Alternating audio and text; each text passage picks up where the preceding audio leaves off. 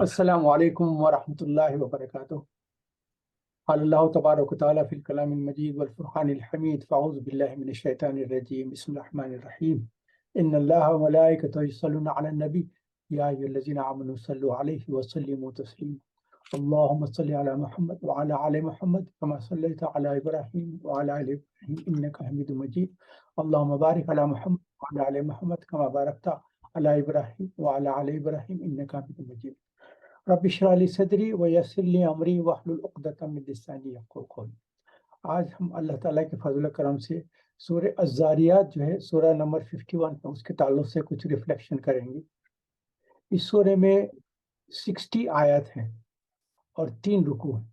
اس کو سورہ رزق بھی کہتے ہیں، یعنی اللہ تعالیٰ جو رزق پہنچاتے ہیں اس کے تعلق سے کافی تفصیل آئی ہے، تو اس کو سورہ رزق بھی کہتے ہیں۔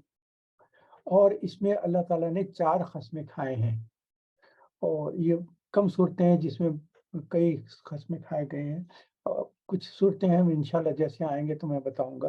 اور اس میں جو قسمیں کھائیں گے وہ ہے، پہلی تو ہے ہوا کے تعلق سے، ہوا ہر چیز کو چلاتی ہے، اس کو اڑاتی ہے، بکھیرتی ہے اور رزق کی تقسیم ہوتی ہے۔ اس میں علی رضی اللہ تعالیٰ عنہ فرماتے ہیں کہ ان کا کہنا یہ ہے کہ یہ سارے جو ہے فرشتوں کے تعلق سے بتایا گیا ہے۔ ایک تو زاریات جو ہے ہوا ہے، اس کے علاوہ جو ہے حاملات کیا ہے، بادلوں کو بتاتے ہیں کہ ہوا ہے اور جو بادلوں کو ہلاتی ہے، اور جاریات سے انہوں نے کشتیاں جو سمندر میں کشتی چلا کرتے تھے ان کو کہا ہے، اور مقسمات سے کہا کہ فرشتوں کے تعلق سے ہے۔ مقسمات جو ہے رزق کو جو تقسیم کرتے ہیں۔ یہاں اس قسم کے جو قسمیں کھائے گئے ہیں، اسی قسم کی ہوا اور فرشتوں کے تعلق سے اگر آپ دیکھیں گے تو ایک سورہ نمبر 77 ہے المرسلات ہے، اس میں بھی تقریباً ایسی قسمیں کھائے گئے ہیں۔ اور سورہ نازیات ہے سورہ نمبر 79، اس میں بھی قسمیں کھائے گئے ہیں۔ تو اس میں اچھا، اس میں تعلق سے یہ بتانا چاہتا ہوں میں، یہ ہوا کے تعلق سے بتایا گیا، ہوا جو ہے ہر چیز کو چلاتی ہے، اڑاتی ہے، بکھیرتی ہے اور تقسیم یہ بتایا گیا۔ نوح علیہ السلام کے تعلق سے میں بتاؤں، ہم پچھلے کئی درسوں میں ڈیٹیل کیے تھے مگر میں صرف مینشن کر دیتا ہوں۔ نوح علیہ السلام کے زمانے میں کیا ہوا، اللہ تعالیٰ نے جو پانی کے فرشتے ہیں ان کو حکم دیا کہ آسمان سے بارش کھول دو، یعنی جو بادلوں میں جتنی آسمان ہے وہ بارش، سمندر پانی کو کھول دو، اور پھر زمین میں جتنا پانی ہے اس کو بھی ابال دو۔ تو 2 طریقے سے پانی آیا، زمین کا بھی پانی نکل گیا اور آسمان سے بھی پانی آیا۔ تو ایسا تھا کہ پانی اوپر بھی پانی ہے، نیچے بھی پانی ہے، ایسی حالت ہو گئی تھی۔ تو فرشتوں جو حکم تھا، پانی کا فرشتہ تھا، اس کو کہا کہ بارش ہو جائے اور زمین سے بھی پانی نکل جائے۔ جب پانی سے لبالب بھر گئی سب دنیا ساری تقریباً جو سیاح تھا، تو اس کے بعد اللہ تعالیٰ نے جو ہوا کا فرشتہ تھا، یہاں چونکہ ہوا کی قسمیں کھائے گئے، ہوا کے فرشتے کو حکم دیا کہ ایک پھونک مارو۔ تو دنیا کا جو پردہ ہے آسمان اور درمیان میں، پتہ نہیں کسی تفسیر میں پڑھوں تو اس میں جو پردہ ہے اس میں فرشتے نے کیا کیا، اس کی جو چھوٹی انگلی ہے اس کا جو ناخن ہے اس کے ٹپ سے ایک چھوٹا سا اس پردے میں ہول کیا اور صرف ایک پھونک ماری، جس کی وجہ سے ساری زبردست ٹورنیڈو پیدا ہو گیا۔ ساری دنیا کے جتنے تھے ہر چیز تباہ اور برباد ہو گئی، سوائے جو کشتی نوح تھی اس کو اللہ تعالیٰ نے بچا لیا۔ اس کے علاوہ اس بارش اور ہوا میں ساری تباہی ہو گئی۔ اور پھر یہ بتایا کہ ہوا سے زندگی ہے اور ہوا سے موت ہے۔ زندگی کیسا ہے، ہوا جو ہے بارش جیسی ہوتی ہے، بارش کو جو ہے ہوا پھیلاتی ہے، اس کو مختلف ایریاز میں ہوا پھیلا دیتی ہے۔ اچھا، یہ جو سیڈس ہے کا اس کا پولینیشن جو ہوتا ہے نا، جو بیج رہتے ہیں پھولوں کے اوپر، ان کو ہوا اڑا کر لے جا کے زمین میں ڈال دیتی ہے، جس سے پھر سے نئے پلانٹس ہونا شروع ہو جاتے۔ تو ایک رزق کا ذریعہ بھی ہے ہوا، مگر اس کے ساتھ تباہی کا بھی ہے، کیونکہ ہوا آنے کی وجہ سے ہوا سے کئی ٹورنیڈوز اور تباہیاں بھی ہوتے ہیں۔ تو ہوا سے زندگی بھی ہے، ہوا سے موت بھی ہے، اور رزق کا ذریعہ ہے۔ اور اللہ تعالیٰ کی نعمتیں ہیں، یہ مختلف جگہوں پر مختلف تعداد میں پہنچاتے ہیں، کسی جگہ کم، کسی جگہ زیادہ، اور کسی جگہ کچھ بھی نہیں۔ بعد دیکھیں تو کوئی بارش نہیں، ہوا نہیں اور قحط. تو اللہ تعالیٰ فرماتے ہیں دیکھو دیکھو، آنکھ کھول کر دیکھو، کھول آنکھ، فلک دیکھ، زمین دیکھ، فضا دیکھ، سورج سے ابھرتے ہوئے میرے کو ذرا دیکھ. یہ آنکھیں کھول کر دیکھنا چاہیے ہمارے اطراف کیا ہو رہا ہے. اب ہے یہاں ہمارے پاس ونٹر آ گیا ہے، very cold weather outside ایسا ہے، اور جلدی ٹھنڈک شروع ہو جاتی ہے، فراسٹ آ جا رہی ہے، پھر آئندہ سنو کے بھی فورکاسٹ ہے. تو یہ دیکھو اب اللہ تعالیٰ کیسے موسموں کو بدل دیتے رہتے ہیں، کیسے چینجز آتے ہیں دنیا میں، اس کو غور کرتے ہیں. پھر اس کے بعد جو ڈسکشن ہوا ہے اس میں آسمان کے راستوں کے طرف ایک اشارہ کیا گیا. آسمان کے راستے کیا ہے؟ ایک تو فرشتوں کا راستہ ہے جس سے وہ اوپر سے آتے ہیں، پھر زمین سے پھر اوپر چلے جاتے ہیں، تو فرشتوں کا راستہ ہے. دوسرا ایک لائٹ کا راستہ ہے، جو بولتے ہیں نا لائٹ ٹریولز اتنے millions and millions and millions مائل جو ہے پر سیکنڈ چلے جاتی ہے. لائٹ کا جو ٹریول ہے نا، تو اس کا بھی ایک راستہ ہے.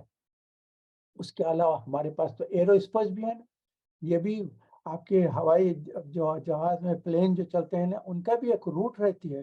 آپ دیکھیں گے تو اسی روٹ پہ مختلف جگہوں پہ جو انٹرنیشنل ٹریول ہوتا ہے، تو وہ بھی آسمان کے راستے جو بتائے گئے فرشتوں کا راستہ ہے، لائٹ کا ٹریول کا راستہ ہے، اور ایئر اسپیس کا راستہ ہے. یہ آسمان کے راستوں کے تعلق سے ایک آیت ہی تھی اس میں. پھر اللہ تعالیٰ کیا کہتے ہیں، جو لوگ سارے چیزوں کو دیکھنے کے بعد اللہ کے تعلق سے سوچنا بھی نہیں چاہتے، اب کیا کہتے ہیں، او دس از آل نیچر، نیچر میں ہو رہا ہے، دیکھو ایسا ہو رہا ہے. ارے یہ تو دیکھو اس نیچر کا خالق کون ہے، اس کے تعلق سے چھوڑو اس کے واسطے. اسی لیے اللہ تعالیٰ نے جو اللہ کی نفی کر کے صرف نیچر اور اس چیزوں کے اوپر غور کرتے ہیں، ان کے لیے کہا قتل القراسون، تباہ ہو جائیں، تباہ ہو جائیں. یہ بہت سخت الفاظ اللہ تعالیٰ استعمال کیے اس پہ، یعنی اٹکل اور سوچ اور غلط سوچ پہ لگے ہوئے ہیں. سب کو دیکھ رہے ہیں مگر اس کے خالق کے بارے میں کچھ نہیں سوچتے. انہی کے تعلق سے کہا گیا. پھر اس کے بعد اللہ تعالیٰ جہنمی اور جنتی لوگوں کے تعلق سے بیان کیے ہیں. جہنمی لوگوں کے بارے میں کیا ہے، یہ لوگ انکار آخرت کرتے. یہ کہتے تھے کہ جو دنیا ہے بس یہی دنیا ہے، اس کے بعد کچھ نہیں ہے، موت کے بعد کوئی زندگی نہیں ہے. ہم آئے ہیں، پیدا ہوئے ہیں، پھل پھلے ہیں، کمائے ہیں، کھائیں گے پیئیں گے، دنیا کو انجوائے کریں گے، اس کے بعد اور کچھ ہونے والا نہیں. تو یہ جو جہنمی لوگوں کے تعلق سے کہا گیا ہے کہ انکار آخرت کرنے والے تھے. دیکھو یہ آخرت ہے، تو اس کے بعد اللہ تعالیٰ جو ہے ایک زبردست عذاب کے تعلق سے بتا رہے ہیں کہ یہ جو انکار آخرت کرنے والے تھے ان کو کیا کریں گے، جہنم میں آگ پر ان کو الٹائے جائیں گے. مطلب ہے کہ ایک سائڈ ان کا جلنے کے بعد ان کو ٹرن کر کے دوسرے سائڈ کو جلائیں گے. اللہ اکبر، اللہ محفظنا. جیسا ہم باربیکیو کرتے ہیں نا، تو کوئی بھی آپ چیز بنا رہے ہیں تو اس کو ایک سائڈ پہ جب برن ہونے، جب کافی پک جاتا ہے تو اس کو بھی ٹرن کر کے دوسری سائڈ جو کچی رہتی ہے اس کو پھر جلاتے ہیں. تو اللہ تعالیٰ اس آیت میں یہاں انکار آخرت کرنے والوں کے تعلق سے کہا ہے کہ پھر ہم ان کو آگ پر الٹائے جائیں گے، الٹے پلٹے کرتے ہیں. اللہ محفظ، اللہ. جہاں عذاب کی کوئی آیتیں آتی ہیں نا، ہمیشہ عادت کریں فوری اللہ محفظ، اللہ کی پناہ میں آ جائے کہ اللہ ہماری حفاظت فرمائے ان چیزوں سے. یہ جہنمی لوگوں کے بارے میں. مگر اللہ کی سنت کیا ہے، جہاں سے جہنمی لوگوں کی بات ہوتی ہے فوری اللہ تعالیٰ جو ہے جنت والوں کے نیک اور متقی لوگوں کے تعلق کے بارے میں بھی فوری فرماتے ہیں. ان کے لیے کہا کیا جا رہا ہے کہ جنت کے باغوں میں لذت اور مزہ اڑا رہے ہوں گے. یہ کس وجہ سے ان کو درجہ ملا ہے کہ ان کے جو ہے 5 کوالٹیز اللہ تعالیٰ یہاں بنائے ہیں. آپ جب اس قرآن کی سورہ پڑھیں گے نا، تو اس میں جب ترجمے میں جائیں گے تو یہ آپ کو سب پوائنٹس مل جائیں گے. تو 5 پوائنٹس اللہ تعالیٰ نے بتائے. نمبر 1 کیا ہے، یہ احسان اور نیکی کرنے والے تھے. جنت کے جو فائدے اٹھا رہے ہیں وہ دنیا میں کام کیا کرتے تھے، احسان کرتے تھے اور نیکی کرنے والے تھے. نمبر 2 کیا ہے، رات میں کم سوتے اور عبادت میں مصروف رہتے تھے. مطلب یہ کہ راتوں میں ہم کیا کرتے ہیں، جب کچھ نہیں ہے تو spend time on T V, social media ہے، کمپیوٹر ہے، فون ہے. تو اس قسم کی چیزوں میں ہم راتوں میں جگتے رہتے ہیں، وقت گزارتے ہیں. مگر وہ لوگ کیا کرتے تھے، رات میں کم سوتے تھے اور عبادت میں مصروف رہتے تھے. یہ دوسری پوائنٹ ہے ان کی. احسان اور نیکی کرنے والے تھے نمبر 1. رات میں کم سوتے اور عبادت کرنے والے تھے نمبر 2. نمبر 3 کیا ہے؟ تہجد کے وقت نہ صرف عبادت کرتے تھے بلکہ ڈرتے تھے, خوف کھاتے تھے, روتے تھے, آنکھ سے آنسو نکل جاتے. آپ کو پتا ہے نا, عرش کے نیچے رہنے والے میں جو 7 لوگوں کی ان میں ایک وہ ہے جو راتوں میں اٹھ کے ڈرتے تھے, خوف کرتے تھے, اور اس ڈر سے آنکھ سے آنسو نکل جاتے تھے. تو ایسے لوگ بھی قیامت کے دن عرش کے سائے میں رہنے والے ہیں. یہ نمبر 3 تھی ان کی کوالٹی. نمبر 4 کیا ہے؟ اللہ نے جو دیا ہے دوسروں کا حق نکالتے تھے اس میں سے. جو بھی اللہ نے دیا ہے وہ صرف اپنے لیے نہیں رکھتے تھے مگر اس میں شیئرنگ کرتے تھے. کس کو دیتے تھے؟ مانگنے والوں کو بھی دیتے تھے, اور غیر مانگنے والوں کو بھی دیتے تھے, مسکین کو بھی دیتے تھے, فقیر کو بھی دیتے تھے, مسافر کو بھی دیتے تھے. یہ جو دینے والوں کی لسٹ ہے اس میں ہے. اچھا, اس میں یہ سوچنا ہے کہ مانگنے والوں کو تو چونکہ وہ مانگتے ہیں آپ دے دیتے, مگر بہت سارے ایسے ضرورت مند رہتے ہیں جو مانگتے نہیں, تو اس کے لیے آپ کو سوچنا پڑتا ہے, وقت نکالنا پڑتا ہے, اور اپنا وقت اس میں کافی اسپینڈ کریں. تو جب آپ سوچیں گے کریں گے تو فوری آپ کو پتہ چلے گا کہ اپنی رشتہ داروں میں ہے, دوست احباب میں ہے, جاننے والوں میں ہے, یا کسی دوسرے کے جن سے تعلق ہے ان کے تعلق سے بھی اگر معلوم ہو جائے کہ یہ ضرورت مند ہے مگر مانگتے نہیں, یہ سفید پوش کہلاتے ہیں. اگرچہ کہ وہ بعض وقت ان لوگوں کے پاس کھانے کو کھانا بھی نہیں رہتا, اپنی ضروریات کے لیے کچھ نہیں ہے, تو قرضے مانگنا پڑتا ہے, لوگوں سے مدد لینا چاہیے. تو ہم کو اگر ان ایسے لوگوں کے تعلق سے معلوم ہو جائے تو ان کے لیے ان کی مدد کریے, بغیر مانگے ان کو دیجیے, اس کا بہت بڑا اجر ہے. آپ کے اس کے تعلق سے ایک واقعہ بیان کر دیتا ہوں. ایک صاحب کو ایک دوست ہے, ایک دوست کو دوسرے دوست کی جو ہے حالت بہت خراب ہوئی, تو اس کے بعد وہ دوست ان کے اپنے دوست کے گھر آیا, آ کے ان کے پاس دستک دیا, واپس وہ بلائے گھر میں بٹھا. تو انہوں نے کہا کیا بات ہے؟ انہوں نے کہا کہ دیکھیے کافی دن سے بہت پریشانی میں ہوں, بہت پریشانی ہے, یہ پیسوں کی کمی ہو گئی ہے, اور لوگوں سے قرض لینے کی نوبت آ گئی, مگر اب اس کے بعد اب کوئی قرض مانگا تو کوئی قرض دینے والا بھی نہیں, تو میں آپ کے پاس آ کر مانگ رہا ہوں. تو وہ دوست جیسا یہ سنا اس نے رونا شروع کر دیا. یہ آدمی پریشان ہو گیا, پریشان ہو کے بولا ارے معاف کرنا, آ کے میں آپ کو تکلیف دیا کہ آپ کو رلا دیا میں؟ انہوں نے کہا کہ بھائی رلایا نہیں, مجھے رونا اس لیے آ رہا ہے کہ آپ کا دوست ہونے کے ناطے سے میرا کام تھا کہ آپ کی خیریت معلوم کرنا. آپ مجبور ہو کر میرے پاس مانگنے آ رہے ہیں, تو اس لیے مجھے رونا آیا کہ یہ کیسی کیفیت ہو گئی کہ میرا دوست اور ضرورت مند تھا اور میں اس کا خیال نہ کرا. حالت یہ ہو گئی کہ وہ آ کر مجھ سے مانگ رہا ہے, تو اس لیے میں رویا. تو یہ دوسری چیز ہے. اور ایک واقعہ یہ ہے کہ رات کے اندھیرے میں جو ہے جو لوگ صدقہ دیتے ہیں نا, ان میں ایک شخص تھا, وہ رات میں اپنا ایک, یہ پرانے زمانے کی بات کر, اس زمانے میں تھیلی میں جو ہے کچھ چاندی سونا ہے, کچھ جس وقت کے جو بھی کرنسی رہتی تھی وہ کرنسی ڈال کے ایک پوٹلی بنا کے چھوٹی سی, وہ رات میں نکل کے ادھر ادھر چلتے چلتے دیکھے تو ایک عورت جو ہے چلی جا رہی ہے جھکی ہوئی, ایسا آہستہ آہستہ چلتے جا رہی ہے. تو یہ کیا کرے, اس کے قریب پہنچ کر اس کے ہاتھ میں یہ تھیلی دے کے فوری وہاں سے چلے گئے. دوسرے دن صبح میں مشہور ہوا کہ رات میں کسی شخص نے ایک پراسٹیٹیوٹ کو اپنا پیسہ دے کر چلے گیا. تو پراسٹیٹیوٹ جو تھی اس نے دوسرے دن لوگوں میں بتایا کہ پتہ نہیں کون تھا, کوئی آدمی رات میں لا کر میرے ہاتھ میں پیسہ دے دیا. تو یہ بات مشہور ہو گئی, اور وہ صاحب کو ایک دم فیل ہوا کہ ارے میں کسی کی مدد کرنا چاہ رہا تھا مگر مجھے کیا پتا کہ یہ پراسٹیٹیوٹ تھی. خیر پھر انہوں نے کہا, دوسرے دن کہا کہ میں اب کوشش کرتا ہوں کہ ضرورت مند کو پہنچا دوں. دوسرے دن نکلے, دوسرے دن لے جا کر دیکھے تو ایک شخص چاہ رہا تھا, تو اس کے ہاتھ میں رکھ دی. رات میں, کیونکہ اتنی رات میں نکلتے تھے کوئی نظر ہی نہیں آتا تھا, تو راستے میں جو نظر آیا اس کو یہ دینے لگے. دوسری رات گئے تو ایک ہی شخص نظر آیا, دور تک دیکھے کوئی نہیں ہے, تو اس کے ہاتھ میں تھیلی دے کر پھر اپنے ہاتھ میں. دوسرے دن مشہور ہوا کہ کسی آدمی نے رات میں ایک چور کو اپنی تھیلی دے کر چلے گئے.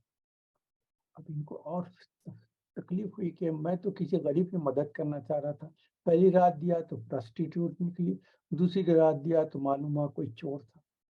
تو آج نیکسٹ لاسٹ ٹرائی کرتا ہوں، تھرڈ کے بعد نہیں کروں گا۔ تو لاسٹ نائٹ، تھرڈ نائٹ، یہ پھر ایک تھیلی بنا، رات میں نکلے۔ اب رات کا مطلب یہ ہے کہ رات میں 1 بجے تھے، 2 بجے تھے، پتہ نہیں کیا تھا۔ پھر باہر نکلے ہیں تو کوئی نظر نہیں آیا، ایک شخص نظر آیا جا رہا ہے، تو فوری اس کے قریب گئے اور اس کے ہاتھ میں تھیلی پکڑا دی اور چلے گئے۔ دیکھیں گے کل کیا ہوتا معلوم۔ تو تھرڈ ڈے جو ہے اطلاع ملی اور مشہور ہوا کہ کسی شخص نے ایک لکھپتی آدمی جو رات میں کہیں کام سے یا کسی دوست سے مل کر واپس ہو رہا تھا، ایک لکھپتی دولت مند آدمی کے ہاتھ میں کسی نے تھیلی پکڑا دی۔ اس شخص کو اتنا افسوس ہوا کہ میں 3 رات کوشش کرتے رہا، مگر ایک رات تو پرسٹیٹ ہو گیا، ایک رات جو ہے ایک چور کو گیا، ایک رات جو ہے ایک دولت مند آدمی کو دیا۔ تو اللہ تعالیٰ مجھ سے غلطی ہو گئی، میں تو صدقہ دینا چاہ رہا تھا مگر یہ غلط لوگوں کو پہنچ گیا۔ مگر اس کا کیا ہوا، اثر کیا ہوا، اس کے بعد کچھ دن کے بعد پتہ چلا کہ یہ ساری نیوز آ گئی کہ جو پراسٹیٹیوٹ تھی اس نے توبہ کر لی کہ جب اللہ تعالیٰ بغیر اس گندے کام کے مجھے پیسہ دے سکتا ہے تو میں اس گندے کام سے توبہ کرتی۔ اس نے توبہ کر دی۔ دوسرا جو چور تھا وہ کہتا تھا کہ میں جو اپنے کام کے لیے اور ضرورت کے لیے چوری کر کے لوگوں کا مال چورا کرتا تھا، اگر اللہ تعالیٰ بغیر چوری کے دیتا ہے تو پھر میں آج سے چوری بند کر دیتا۔ اور تیسرا جو دولت مند تھا اس نے رونا شروع کر دیا۔ اس نے کہا کہ دیکھو میں اپنی دولت میں سے کسی کو دیتا نہیں تھا اور مجھے شرمندگی ہوئی کہ ایک شخص نے آ کر مجھے پیسہ دیا، تو مجھ سے اس سبق نکلنا چاہیے کہ اب آئندہ سے میں بھی صدقہ اور تقسیم کرنا چاہوں، اپنے جو کچھ اللہ تعالیٰ نے دیا ہے اس میں دوسروں کو شریک کر۔ تو اس کے یہ مطلب تھے، یہ چار پوائنٹس یہ تھے: احسان اور نیکی کرنے والے، رات میں کم سونے اور عبادت کرنے والے۔ نمبر 3، تہجد کے وقت اٹھنے والے، نہ صرف عبادت کرتے ہیں، ڈرتے ہیں، خوف کھاتے ہیں، روتے ہیں، آنکھ سے آنسو نکل جاتے ہیں۔ نمبر 4، اللہ نے جو دیا ہے اس میں دوسروں کا حق نکالتے ہیں۔ نمبر 5، خود کو برائیوں سے بچانے کی کوشش کرتے ہیں۔ یہ بہت 5 پوائنٹس ہے جس کی وجہ سے یہ جنت کے باغوں میں مزے لیتے رہیں گے انشاءاللہ۔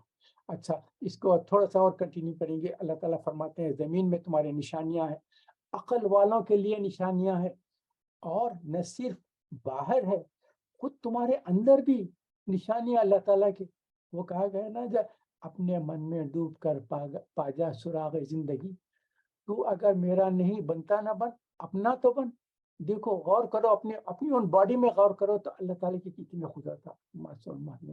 ایسے میڈیکل ڈاکٹرز کو دیکھو، آپ کو جتنا ان کو اس تعلق سے تفصیل معلوم ہوتی ہے عام آدمی کو نہیں معلوم۔ ہیومن باڈی میں کیا ہے، بلڈ سیلس ہیں جو کنٹینیوس، ان کی جو ہے ہم سمجھتے ہیں کہ جو بلڈ سیلس ہے یہ انسان جب پیدا ہوا اور مرنے تک وہی سیلس رہیں گے، نہیں، یہ 120 ڈیز میں سب چینج ہو جاتے ہیں۔ پہلے جو بلڈ سیلس تھے نا وہ ختم ہو جاتے ہیں، ریڈ بلڈ سیل، پھر نئے ان کی جو ہے سیلس شروع ہو جاتے ہیں۔ تو کنٹینیوس یہ ایک سائیکل چلتے رہتا ہے بلڈ سیلس کا ہے۔ اس کے بعد آپ کے رینل ٹیوبلز ہیں نا، کڈنی میں جو ٹیوبلز ہیں، کنٹینیوس فلٹریشن کا کام چلتے جا رہا ہے، کمتے جا رہا ہے، کمتے جا رہا ہے۔ ہمارا ہم نہ کچھ سوچ سکتے ہیں نہ کچھ سکتے ہیں، یہ سب انوالنٹری ہو رہے ہیں ہمارے بغیر اطلاع کے۔ اللہ تعالیٰ نے ہمارے جسم میں کیسے نظام رکھ دیا ہے۔ اور ہارٹ کو دیکھیں، لنگس کو دیکھیں، کیسا کنٹینیوس پمپنگ کر رہے ہیں، آکسیجن لے رہی ہیں، کاربن ڈائی آکسائڈ نکال رہے ہیں، اور بلڈ کو جو ہے سیچوریشن، آکسیجنیشن ہوتے چلے جا رہے ہیں۔ یہ اپنے جس باڈی میں سوچتے جائیں۔ اس کے بعد ہارٹ کا کیا ہے، کوئی انسان کام کرے تو تھک جاتا ہے، اس کو کتنا بھی آپ دیکھیں نا، ایکسرسائز کرنے کے بعد آپ کو ریسٹ لینا پڑتا ہے، آنکھوں سے دیکھتے دیکھتے رات میں آنکھیں بند کر کے سونا پڑتا ہے۔ تو every thing, every part of the body needs rest, مگر ہارٹ ہے، ہارٹ بھی پمپنگ کرتے جا رہا ہے نا، ہارٹ کے مسلس ہیں، تو ہارٹ کے مسل کو ریسٹ مل سکتا ہے کیا؟ جس وقت ہارٹ کے مسلس ریسٹ لیں گے انسان ختم ہو جاتا ہے۔ اللہ تعالیٰ نے ہارٹ کے اندر 2 قسم کے مسلس رکھے ہیں، انٹرسٹیشیل مسل فائبر ہیں۔ وہ کیا رہتے ہیں، ان میں آدھے مسلس کام کرتے ہیں اور آدھے مسلس جو ہے ہارٹ کے ریسٹ کرتے ہیں۔ اس کے نیکسٹ میں کیا ہوتا ہے، جو ریسٹ کر رہے تھے وہ ٹیک اوور کرتے ہیں، اور جو کام کر رہے تھے وہ ریسٹ کرتے ہیں۔ سو انٹرسٹیشیل مسل فائبرز میں یہ ہے کہ آدھے پمپ کر رہے ہیں، آدھے ریسٹ کر رہے ہیں۔ یہ اللہ تعالیٰ نے خود رکھا ہے۔ تو دیکھو، اور آپ کے اندر دیکھو، آپ کے پاس امیون سسٹم کیسا ہے، امیون میکینزم ہے۔ آپ کے اوپر اگر کوئی جراثیم آ جائیں جسم میں تو لیوکوسائٹس ہے، مائکروفیجز ہے، بالکل وہ بیکٹیریا اور وائرسز ان کو ختم کر دیتے.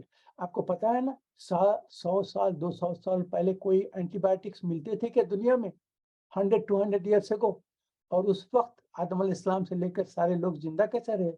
جراثیم تو رہتے تھے، وائرسز تھے، بیکٹیریا تھے، فنگس تھے، سارے انفیکشنز ہوتے تھے. تو کیا کیسا زندہ رکھتے تھے؟ یہ اللہ تعالیٰ نے ہیومن باڈی میں دا بیسٹ فارماسیوٹیکل انڈسٹری رکھی ہے، جس میں ہر چیز کی جو اینٹی بایوٹک کی جو ضرورت رہتی ہے، اینٹی باڈیز بولتے ہیں، وہ اینٹی باڈیز بنا کر سارے جراثیم سے انسان کو پاک کرتے ہیں. اب کووڈ کے تعلق سے بھی ہم جو ہو رہے ہیں، یہ ویکسینیشن کیا ہے؟ یہ gradually they are stimulating our body to manufacture اینٹی باڈیز. ورنہ وائرسز کے خلاف اینٹی وائرل ڈرگس بہت چھوٹے موٹے رہیں گے، مگر جتنے ڈفرینٹ وائرسز ہے اس کے کوئی اینٹی وائرس دوا نہیں.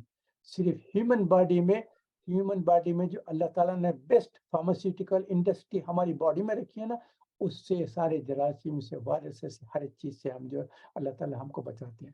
تو یہ چھوٹا سا پوائنٹ میں رکھ دیا تھا. اس کے بعد کیا ہے؟ اللہ تعالیٰ بتائے تمہارا سب کا رزق آسمان میں ہے، جس کو اللہ تعالیٰ تم سب کے لیے اور خاص طور سے ہر ایک کے لیے بھیجا جاتا ہے. ہر انسان کے لیے، ہر جانور کے لیے اللہ تعالیٰ اس کا رزق متعین کر دیا ہے اور اس تک وہ رزق پہنچا دیا جاتا ہے. اور آپ کو یہ چیز یاد رکھنا چاہیے، کوئی انسان جب تک اپنا رزق ختم نہ کرے اس کی موت نہیں آتی. وہ مر نہیں سکتا جب تک کہ اس کا رزق ختم نہ ہو جائے. اچھا، یہ پہلا رکوع کا ڈسکشن ہوگا، معاف کرنا ذرا لمبا ہوگا. سیکنڈ رکوع جو ہے ابراہیم علیہ السلام کے تعلق سے. اس سورہ الذاریات میں ایک تو رزق کی بات ہو رہی ہے، دوسرا مہمانوں کے ساتھ کیسا سلوک کرنا اس کا ایک سبق دیا گیا ہے. تیسرا جو ہے آیت ہے، یہ جو بولتے ہیں نا، اس آیت میں جو ہے سارا جو ہے یہ سورہ الذاریات ہے، وَأَعُوذُ بِاللَّهِ مِنَ الشَّيْطَانِ وَمَا خَلَقْتُ الْجِنَّ وَالْإِنسَ إِلَّا لِيَعْبُدُونِ. یہ بہت امپورٹنٹ آیت ہے اس سورت کی، تو انشاءاللہ ہم اس پہ ڈسکس کریں گے. ابراہیم علیہ السلام کا واقعہ چلیں گے. ابراہیم علیہ السلام کیا ہے، ان کو عادت تھی کہ جب تک کوئی کوشش کرتے تھے کہ اکیلے کھانا نہ کھاؤں، کوئی دوسرا اگر آ جائے تو اچھا ہے، تو اس سے رزق میں برکت ہوتی. ڈھونڈتے ڈھونڈتے دیکھتے رہتے تھے. تو اس واقعے میں تو صرف وہ بتایا گیا ہے کہ کچھ انجانے لوگ نظر آئے تو ابراہیم علیہ السلام ان کو بلا لیے. وہ کون تھے؟ فرشتے تھے. پھر ان کو سلام کیا. یہ آپ کو صرف بتا رہا ہوں، کوئی مہمان ہو، کوئی آپ سے ملنے آئے تو کیا کرتے ہیں؟ پہلے سلام کرتے ہیں. سلامن ہے تو وہ سلامن کہا تو انہوں نے سلامن جواب دیا. جواب ہمیشہ سلام سے بہتر ہونا چاہیے. جو کوئی سلام کرے السلام علیکم تو وعلیکم السلام ورحمۃ اللہ. السلام علیکم ورحمۃ اللہ کہتے وعلیکم السلام ورحمۃ اللہ وبرکاتہ. ہمیشہ بہتر طریقے کا جواب دینا چاہیے. تو سلام کیا انہوں نے تو ان کا سلام کا بہترین جواب دیا. اس کے بعد مہمان کو کیا، ان کو اپنے گھر میں انوائٹ کر. اس کے بعد کوئی اچھی جگہ جو ہے آپ کے گھر میں، ان کو اطمینان سے بٹھانا، بات چیت کر کے ویلکم کرنا، مسکرا کے. ایسا نہ ہو کہ آنکھوں سے آپ کی صورت سے ایسا پتہ چلے کہ یہ کیا بے وقت انسان آ گیا، ابھی کیا ہے، اس کو بٹھاؤں، کھلاؤں پلاؤں، یہ کیا مصیبت آ گئی. ایسا نہیں، کھلے دل سے مسکراہٹ سے ویلکم کرنا. اپنے آنکھوں سے، آپ کی صورت سے بھی معلوم ہونا چاہیے کہ آپ ویلکم کر رہے ہیں. اللہ کا شکر ادا کریں کہ اللہ نے آپ کے پاس مہمان بھیجی. تو ان کو گھر میں بلانا، اور سوچنا کہ یہ باہر سے آ رہے ہیں، یہ لوگ پتہ نہیں کہاں سے ٹریول کر کے آئے، تھکے ہوئے ہوں گے، تو ان کی جو ہے راحت کا انتظام کرنا، ان کو بہترین آرام پہنچانے کی کوشش کرنا. کہ تھکے ہوئے ہیں، مسافر ہوں گے تو ان کو کوشش. اس کے بعد مہمانداری کیا کرنا، اس کے بعد ان کو بٹھانے کے بعد اب دیکھ رہے ہیں کہ آپ باہر سے آئے ہوئے ہیں نا، ان سے یہ نہیں پوچھنا کہ آپ کو کچھ کھانے کا انتظام کروں کیا، کوئی چیز لا کر دوں کیا، میوہ لاؤں یا کچھ کھانا وغیرہ بنا کر، یہ پوچھنا نہیں چاہیے. یہ اس میں ہمارے لیے سبق دیا گیا ہے کہ مہمانداری کیسا کرنا چاہیے. ان کو ویلکم کرنا، ان کو کئی اچھی جگہ پہ بٹھا دینا، ان کی راحت اور آرام کا خیال کرنا، اور بغیر ان سے پوچھے کہ کھانے کا انتظام کرنا. یہ ابراہیم علیہ السلام نے کیا کیا، ان سے پوچھا بھی نہیں کہ آپ کے کھانا چاہیے نہیں، सीधा गए अपने पास, जो उनके पास जानवर थे उनमें से जो अच्छा एक मोटा ताज़ा जो बकरा था, जो उनका, उसको जो है ज़िबा किया, उसका खाल वाल निकाली, उसको भूना, भून के जितना क्विक हो सकता था जल्दी तैयार करके उनके पास लेकर आए। उसके बाद उनके सामने पेश किए। ये सब मेहमानदारी के उसूल बताते जा रहा हूँ, इसमें हमारे लिए क्या पॉइंट बताए गए हैं सूरह ज़ारियात में, इब्राहिम अलैहिस्सलाम ने कैसा मेहमानदारी की। उसके बाद आने के बाद उसके बाद उनके सामने रख दिया। उसके बाद फिर उनसे रिक्वेस्ट की कि प्लीज स्टार्ट स्टार्ट खाना खाइए, खाना खाइए। और अब वो तो के भी थे, वो हाथ नहीं उठा रहे थे। जब ये देखे कि वो हाथ नहीं उठा रहे हैं, अब ये घबराना शुरू कर दिया। इब्राहिम सलाम घबराए, डर गए। क्यों? क्योंकि उस वक्त लोग कैसे थे? वो लोग जो किसी को अगर नुकसान पहुंचाना चाहते थे, कत्ल करना चाहते थे, तो उसके घर से कोई फायदा ना उठाते थे। उसके घर का खाना खा के मारना, उसको तकलीफ पहुंचाना, ये बहुत गंदी चीज समझी जाती थी। तो जब ये खाना नहीं खा रहे थे, तो इनको जो घबराहट हुई, परेशानी हुई, वो ये समझे कि ये लोग किसी मेरे ताल्लुक से कुछ गलत इरादे से आए हैं, या तो मुझे नुकसान पहुंचाने आए हैं, या मेरे कत्ल करने के लिए आए हैं। तो इसलिए वो थोड़ा सा परेशान। अब आजकल का क्या हालत है? ये गलत बात है ये कि आजकल के लोग क्या करते हैं, जो दुनिया में काम हो रहे हैं ना, दुनिया में आप देख रहे हैं क्या क्या नुकसान पहुंचा रहे हैं।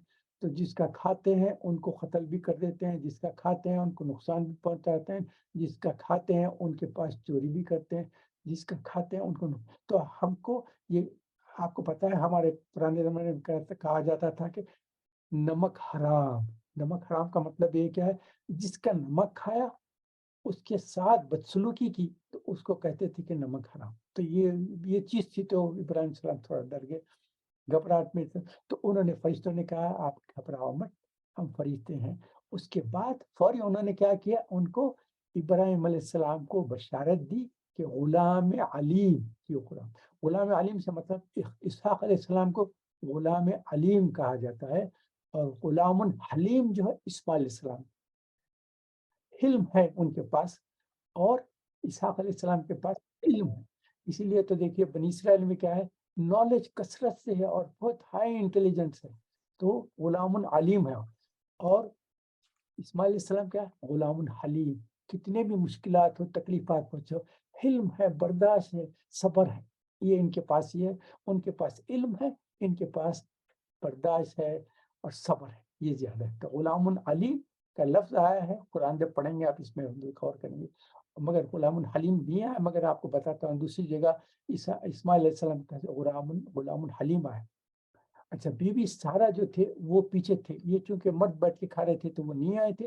वो बैकग्राउंड में थे, कहाँ थे उस जमाने का पता नहीं। कोई दूसरा हिस्सा था जिसमें बैक बैक लेडीज रूम रह सकता था, या किचन रह सकता था, पता नहीं क्या चीज थी। बहरहाल वो इस महफिल में नहीं थे। मगर आवाज तो, छोटा सा एक घर था उनका, छोटा रहने की इलाका था, जिसमें जो बातचीत करें वो सुनी आती थी। जैसे उन्होंने बशारत दी कि आपको, इब्राहिम अलैहिस्सलाम को गुलामुन अलीम की बशारत दी, तो वो फौरी पीछे से आ गए और उस महफिल के पास आकर खड़े रह गए। और उसके बाद तो उन्होंने ताज्जुब किया। ताज्जुब के ताल्लुक से यहाँ कुछ चीजें आए हैं, मगर दूसरे मुकामात पे भी ये वाक़या आया है कुरान में, तो उसमें से पॉइंट्स में जमा करके बता देता हूँ। उन्होंने कहा कि एक जगह ये क्या है, वो हंसना शुरू कर दी, बीबी सारा हंसना शुरू कर दी। और उसके साथ साथ वहाँ के, बहुत ही ताज्जुब खास बात है, एक तो मैं नौजवान जब थी, सारी उम्र जो है बांझ रही, पूरी जो मेरी जो है फर्टाइल उम्र थी, वो सारी फर्टाइल उम्र तो मैं बांझ रही हूँ, मेरे को तो कुछ औलाद नहीं हुई। अब बूढ़ी हो गई हूँ, काफी उम्र रसीदा हो गई हूँ, अब आकर मुझे बशारत देने हैं कि मुझे औलाद होगी। अब तो बुढ़ापा आ गया, अब क्या बात कर रहे हैं? तो उसके बाद उन्होंने कहा कि ये फरिश्तों ने विलादत के ताल्लुक से बात शुरू कर दी। तो फरिश्तों का जवाब सुन दिया, सुभान अल्लाह। देखिए उन्होंने कहा कुछ हमको कुछ समझाना नहीं है, बस कह दिया गया है, ये सब आपके रब ने डिसाइड कर दिया है, अब हम अपनी तरफ से कुछ नहीं कहे, ये सब अल्लाह ताला की तरफ से। जब ये बात मुकम्मल हो गई, तो फिर इब्राहिम अलैहिस्सलाम ने दरियाफ्त किया कि आप लोग जो आए हैं, किस सिलसिले में आए हैं, कहाँ जा रहे हैं? उन्होंने कहा कि देखिए, ہمارا جو ہے دو کام تھے اس اللہ تعالیٰ نے ہم کو بھیجا ہے، کہ ایک تھا آپ کے پاس پہنچ کر آپ کو خوشخبری سنانا، دوسرا کام کیا ہے آپ کے بھانجے یعنی لوط علیہ السلام ان کے بھانجے یا بھتیجے ہوتے ہیں، جو آپ کو پتا ہے نا جی بی بی سارا سے جب شادی ہوئی تو اس وقت وہ جب نکلے ہیں تو وہ وہاں نکلنے کے بعد ان کو جو ہے دوسری علاقے میں ابراہیم صلی اللہ علیہ وسلم نے کہا وہاں جا کے آپ تبلیغ دین کیجیے، تو وہ لوط علیہ السلام وہاں چلے گئے تھے، وہاں جانے کے بعد وہ ان کے ساتھ جو ہوا معاملہ وہ سب، تو انہوں نے کہا کہ ہمارا دوسرا کام کیا ہے، لوط علیہ السلام کی قوم کے پاس جانا ہے، گناہ گار قوم کی طرف، تاکہ ان پر عذاب کرے۔ اور یہ عذاب کیا تھا، اب اس صورت میں دیکھیں گے تو یہ کیا، یہ عذاب پتھروں کا عذاب تھا۔ فرشتوں کے پاس سب نافرمان جتنے تھے ان کی لسٹ تھی، یعنی ہر پتھر پہ اس شخص کا نام لکھا ہوا تھا، مرد ہو عورت ہو، جس پتھر سے اس کی موت واقع ہونا ہے اس پتھر پہ اس کا نام لکھا ہوا تھا۔ تو فرشتوں نے جو ہے یہ سارے پتھر جو پھینکے ہیں، تو جو جو ان کے جو نافرمان تھا اس کو وہ پتھر لگا ہے جس پہ اس کا نام تھا اور اس کی موت واقع ہو گئی۔ اس کے بعد پھر سارے پتھر پھینکے گئے۔ حجارت من طین کا لفظ ہے، یعنی ایسے پتھر تو تھے لیکن اس کی تخلیق مٹی سے ہوئی تھی، یعنی پتھر سے مطلب یہ ہے کہ پتھر تو بول رہے ہیں مگر یہ مٹی کے پتھر تھے۔ تو اس کے بعد یہ گئے لوط علیہ السلام کے گھر میں جو گئے تھے نا، جس میں صرف ان کی بیٹیاں تھیں، صرف وہ گھر والے بچ گئے، ان کی بیوی اپنے لوگوں کے ساتھ ہو گئی جس میں وہ بھی ختم ہو گئی۔ یہ آپ کو پتہ چلنا چاہیے کہ نوح علیہ السلام کی بیوی اور لوط علیہ السلام یہ دو پیغمبروں کی بیویاں ہیں جو ایمان نہیں لانے کی وجہ سے ان کو جو ہے نافرمانوں کے ساتھ جو عذاب ہوا وہ عذاب میں ان کو شریک کر دیا گیا۔ دونوں دو آیتوں کے بارے میں اس میں آگے بھی آئے گا، سورہ تحریم ہے جو سورہ نمبر 66 ہے، اس کی آیت نمبر 10 میں یہ بتایا گیا ہے کہ دو عورتوں کا ذکر ہے جو پیغمبروں کی بیویاں تھے مگر انہوں نے ایمان نہیں لایا۔ پھر اللہ تعالیٰ کہ ان سب کو تباہ کر دیا اور ہمیشہ کے لیے ان کے لیے عبرت کی جگہ رکھ دی گئی ہے۔ اور جو لوط علیہ السلام کا جو علاقہ تھا اس صدام اور عامورہ بولتے ہیں، سوڈم اینڈ گومورہ کے نام سے بولتے ہیں، ڈیڈ سی ہے، اب وہاں کوئی چیز گرو نہیں ہو سکتی، ایسا زبردست عذاب آیا کہ ہر چیز وہاں ختم ہو گئی اور وہاں کوئی ویجیٹیشن نہیں ہے، گروتھ نہیں ہے، سارا اس کو ڈیڈ سی کہتے ہیں۔ اس کے بعد اللہ تعالیٰ جو ہے کچھ انبیاء کے اور ان کے قوموں کا ذکر کر رہے ہیں، تو ابتدا کرتے ہیں یہ چار قوموں کے تعلق سے بتایا گیا۔ پہلے جو ہے موسیٰ علیہ السلام کے تعلق سے بتایا گیا، یہ قوم فرعون جو تھی موسیٰ علیہ السلام کو رد کر دیا، تکبر کیا، حقارت کیا اور ان کو جادوگر اور مجنون کہا، 9 معجزات بتانے کے باوجود بھی ان کو ریجیکٹ کر دیا۔ نتیجہ کیا ہوا، فرعون کو اور اس کی ساری قوم کو اللہ تعالیٰ نے دریا میں غرق کر دیا، مگر یہاں لفظ پھینک دیا کہتے ہیں، غرق کرنے کے بجائے پھینک دیا استعمال کیا ہے۔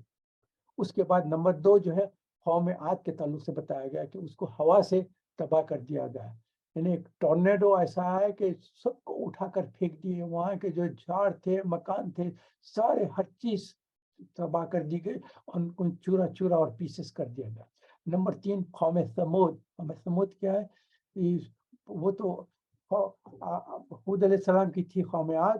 قوم ثمود صالح علیہ السلام کی تھی جس کو اونٹنی بھی دی گئی تھی، وہ ساری تفصیل میں نہیں جاتا کیونکہ یہاں صرف منشن کیا گیا، تو اس کو بھی اللہ تعالیٰ نے ان قوم ثمود کو ڈھیل دی، کتنا وقت دیتے گئے، اس کے بعد پھر بھی نہ مانے تو ان کو ان کی جو موت ہوئی وہ ایک چیخ سے، ایک کڑکدار آواز سے ہوئی، جس کی وجہ سے ان کے کان اور برین اور ان کا ساری باڈی کے جو ہے پرچخے اڑ گئے، بالکل جیسا ہے ایک بم ڈال کے جو بلاسٹ کرتے ہیں تو پیسز اڑ جاتے ہیں، ایسا ان کے پاس ایک ایسی چیخ، ایک ایسی آواز ہے جس کی وجہ سے ختم ہو گیا، یہ بلون انٹو پیسز۔ نمبر 4 جو ہے پھر نوح علیہ السلام کے تعلق سے بتایا، ان کی قوم نے کے بارے میں صرف ہلاکت لفظ استعمال کیا گیا، غرق اور ڈوب ہونے کی ان کی تفصیلات نہیں بنا۔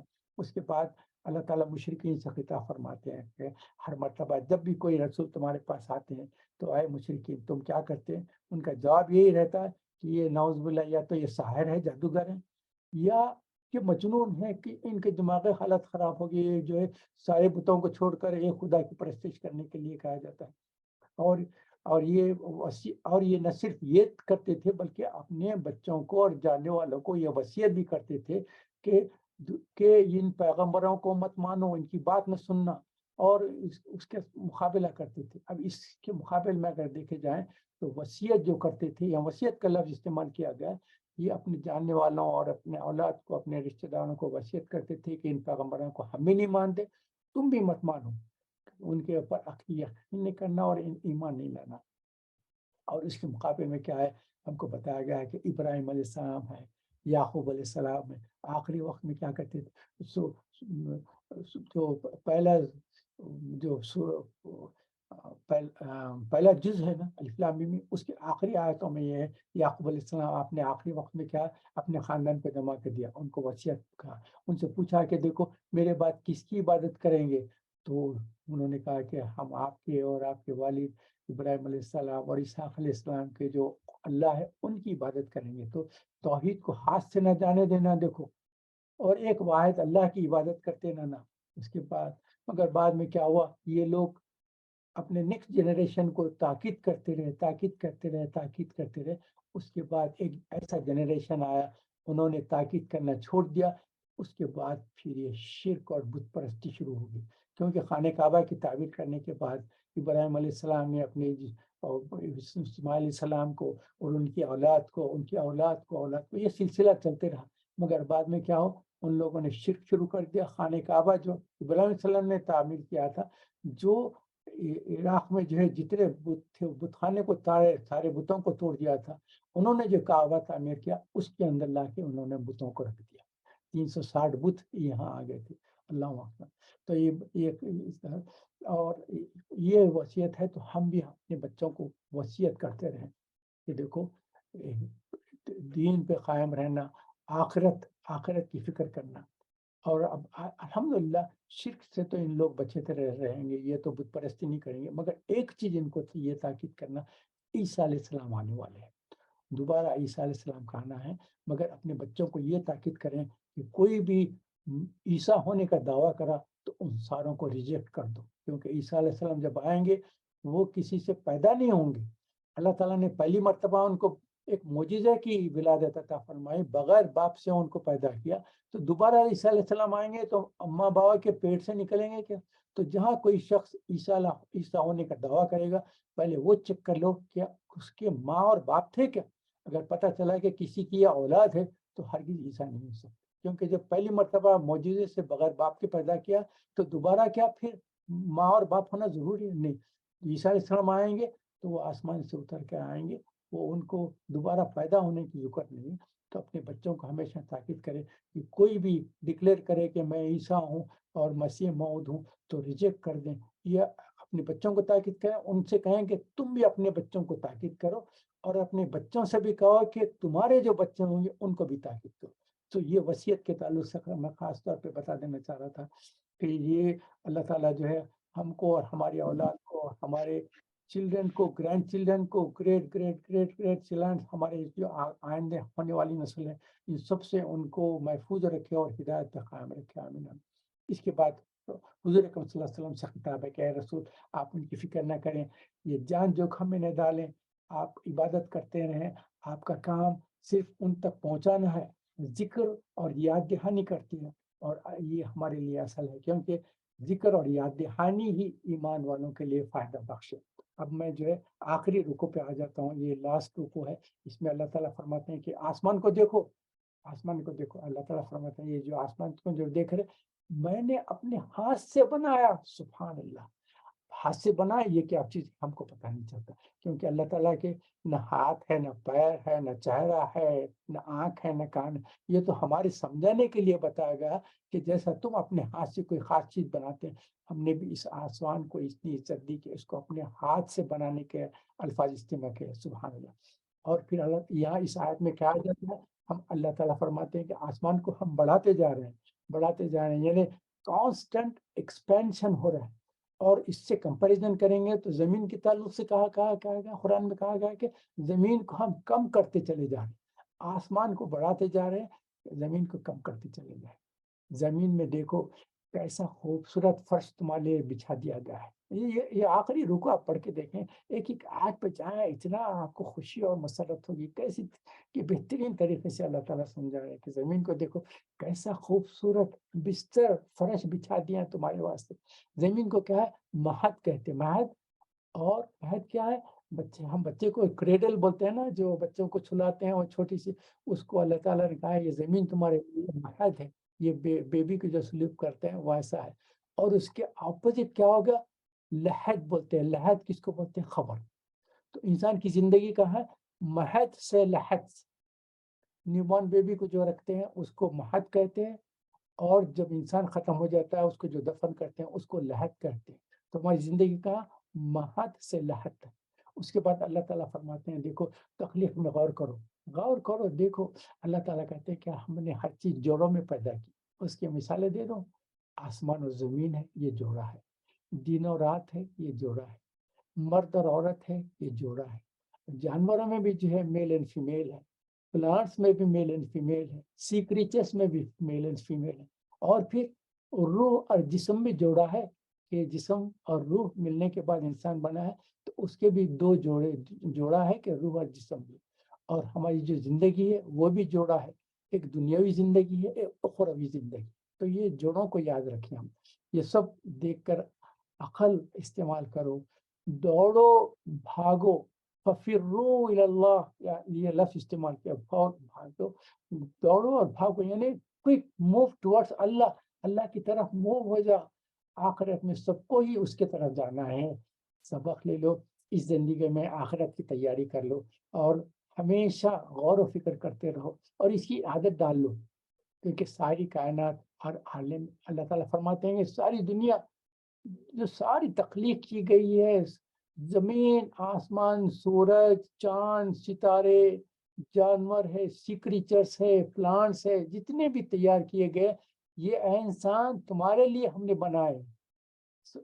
اللہ تعالیٰ نے یہ ساری زندگی کے جتنی چیزیں ہیں یہ ہمارے لیے بنائے ہیں، ساری کائنات کی چیزیں جو ہے سارے انسانوں کے لیے بنے گئے، مگر اللہ تعالیٰ فرماتے ہیں کہ جو ہے تم کو میں اپنے لیے پیدا کیا، یہ زمین، سورج، چاند، ستارے، ہوائیں، بارش وغیرہ ساری تخلیق تمہارے کے لیے کی گئی، اور صرف تم کو اپنے لیے پیدا کیا گیا۔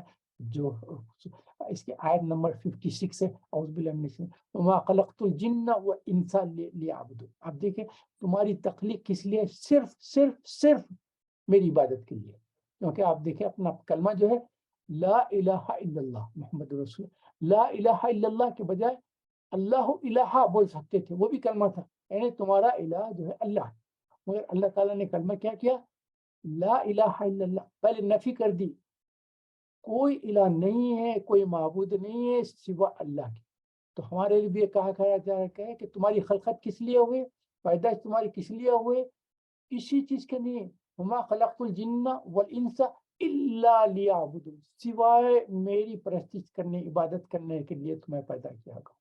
یہ آخری آیت میں پھر اللہ تعالیٰ، پھر آخری آیت میں اللہ تعالیٰ کہہ رہے ہیں کہ دیکھو تم سے نعوذ باللہ، اللہ تعالیٰ کہتے ہیں کہ اس کو اس سے صورت رزق اس لیے کہتے ہیں کہ اللہ تعالیٰ نے رزق کے تعلق سے کہا ہے اے انسانوں، یہ سب تم کو جو ہدایت دے رہا ہوں، میری فرما برداری کرنے، عبادت کرنے کے لیے جو تم کہہ رہا ہوں، اس کے لیے تم نعوذ باللہ یہ نہیں سوچنا ہے کہ ہم کو اللہ تعالیٰ جو ہدایت دے رہے ہیں اس کے بجائے ہم اللہ تعالیٰ کو کچھ رزق دیں گے، کھلائیں گے، پلائیں گے، کچھ موجود۔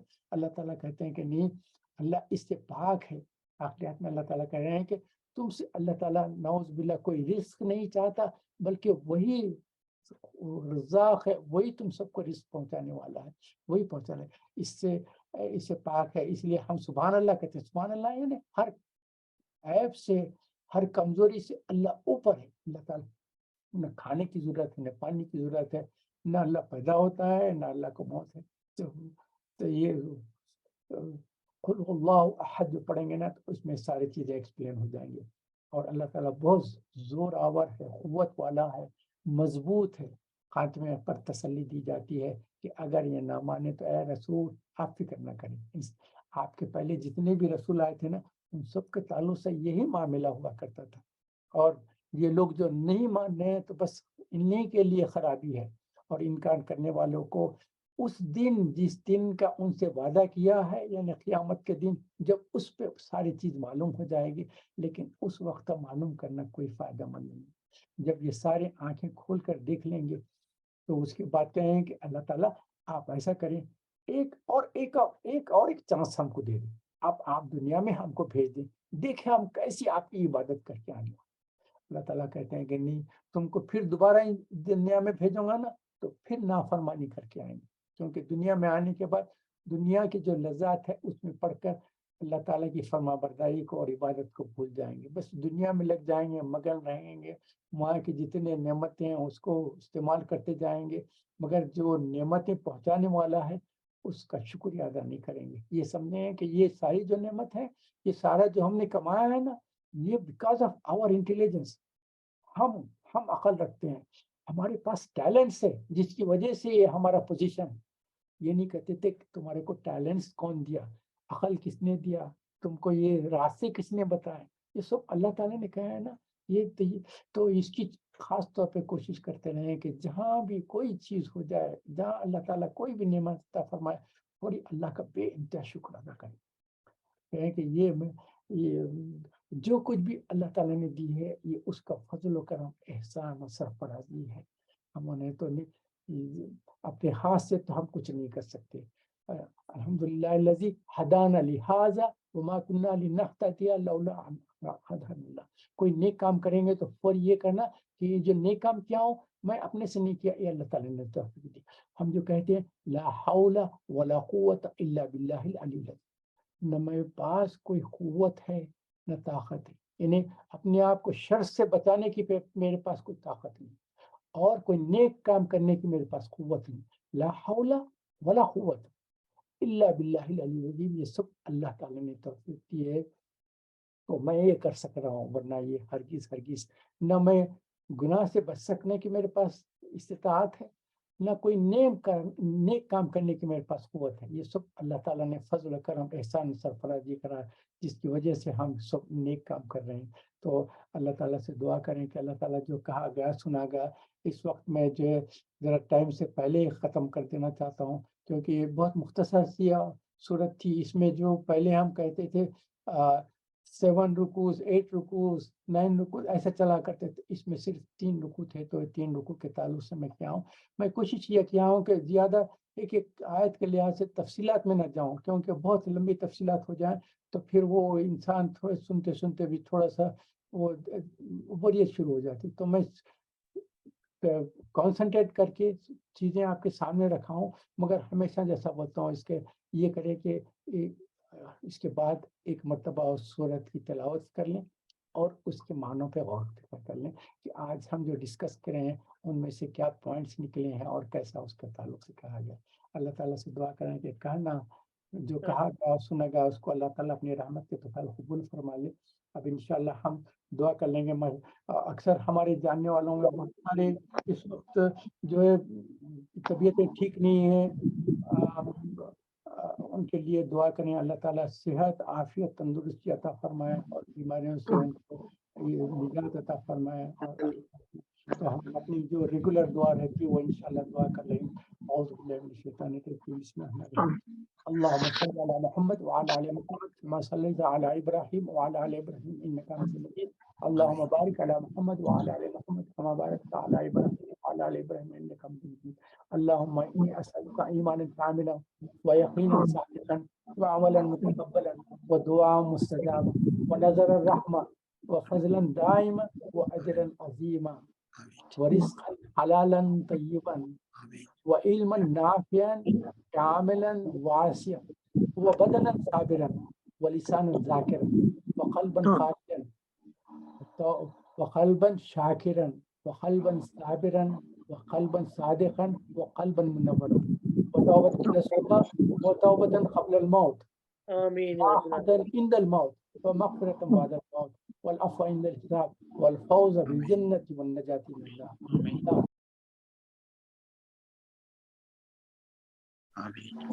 أوزعني أن أشكر نعمتك التي أنعمت علي ووالدي وعمل صالحا.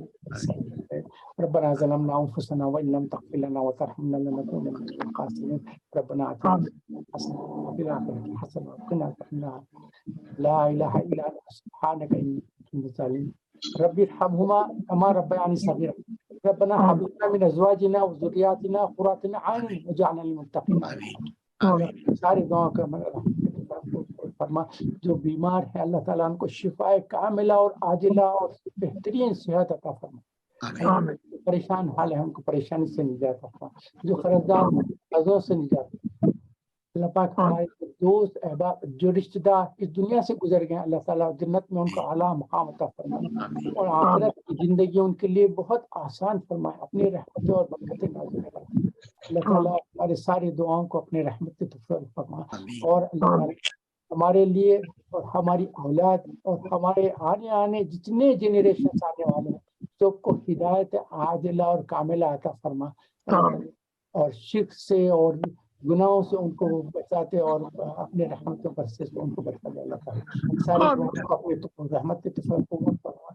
آمین رب العالمین. اللہم صلی علی محمد وعلی محمد کما صلیت علی ابراہیم وعلی آل ابراہیم انک حمید مجید. اللہم بارک محمد وعلی آل محمد کما بارکت علی ابراہیم وعلی آل ابراہیم انک حمید مجید.